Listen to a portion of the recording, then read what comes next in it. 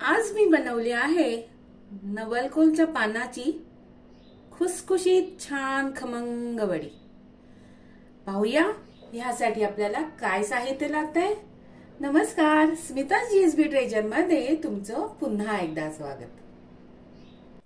हा आहे नवलकोल आणि ही आहे नवलकोलाची पान। ते नवलकोल जो आहे हा आपल्याला काढून बाजूला ठेवायचा आहे आणि ह्या नवलकोलाच्या पानं आपल्याला एकदम बारीक कापून घ्यायची आहेत।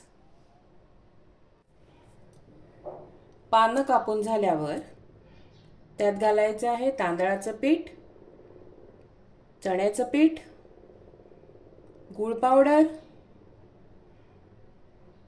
हे आहे तीळ भाजून घेतलेले, हे आहे लाल मिरची पावडर,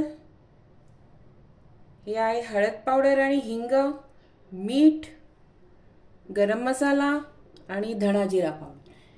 हे सर्व साहित्य तुम्ही तुमच्या चवीप्रमाणे वापरायचं आहे। नवलकोलची पानं अशी बारीक कापून घेतलेली आहेत। आता ह्याच्यामध्ये आपण मीठ आणि गूळ पावडर तसंच सर्व मसाले घालून ह्याला असं मस्तपैकी चुरडून घेऊन एकत्र करायचे। सर्वात प्रथम घालूया गूळ पावडर,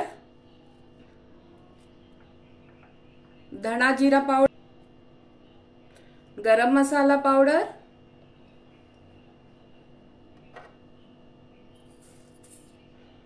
तीळ घालायचे, लाल मिरची पावडर, हिंग आणि हळद पावडर आणि मीठ आपल्याला चवीप्रमाणे घ्यायचे।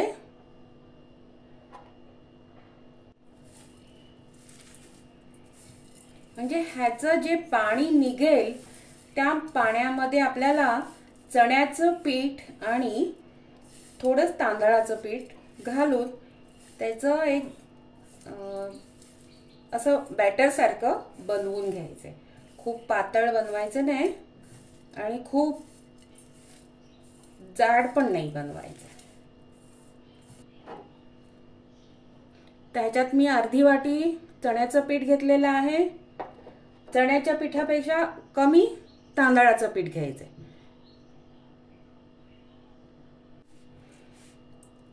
थोडंसं पाणी मिक्स अगदी हाताच्या बोटाने घेतलेलं आहे पाणी। त्याच्यात हे पूर्ण पीठ जाईल। एक वाटी तांदळाचं एक वाटी चण्याचं, आणखीन अर्धी वाटी तांदळाचं असं पीठ गेलेलं आहे। आता हे चांगलं जरा आपण भिजवून घेऊया।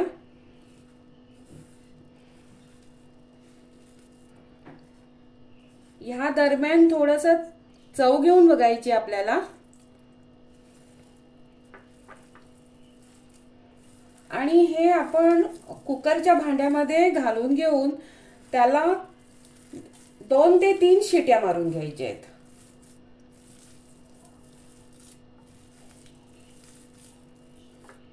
थोडंसं पाणी घालूया।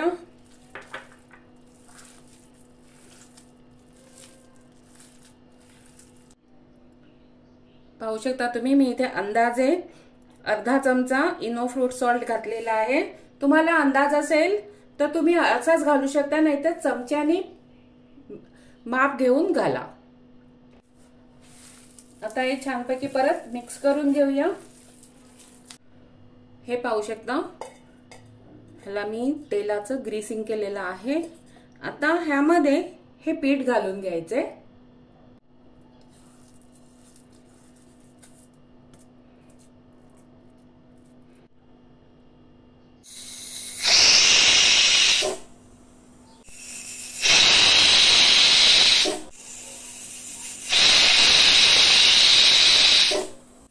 तीन शिट्या झाल्या आहेत।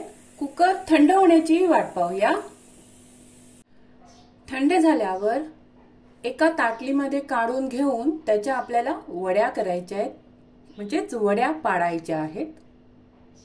नवलकोल पानाच्या खुसखुशीत खमंग वड्या तयार आहेत। ह्या मी स्टीम केल्या आहेत। तुम्हाला पाहिजे असेल तर तुम्ही फ्राय करूनही खाऊ शकता। तर माझ्याप्रमाणे तुम्ही करून पहा।